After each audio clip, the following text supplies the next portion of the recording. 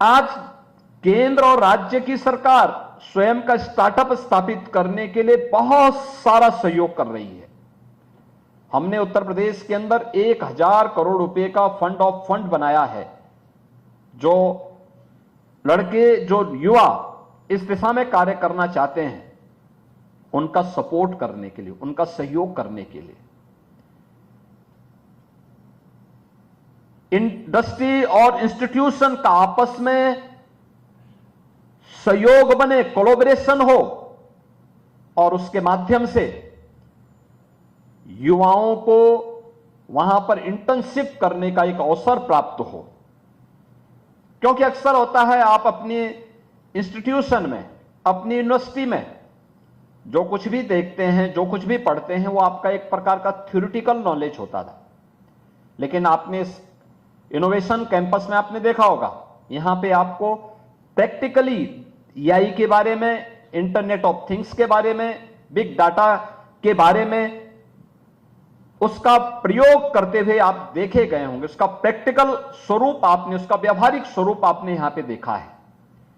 यह जो व्यावहारिक स्वरूप है, यही आपके जीवन में उपयोगी होने वाला है।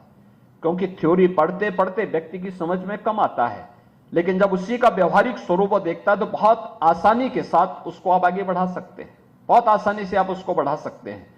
और इसी को ध्यान में रख करके कि इमर्जिंग टेक्नोलॉजी के साथ हमारा जुड़ाव हो, हमारा युवा जुड़े, ये भारत के लिए और उत्तर प्रदेश के लिए तो ये गौरव की बात होनी चाहिए कि जब दुनिया के अंदर बुजुर्गों की संख्या बढ़ती जा रही है, तब भारत दुनिया के अंदर सबसे युवा राष्ट्र है, और भारत के अंदर उत्तर प्रदेश सबसे युवा राज्य है, सबसे युवा राज्य है।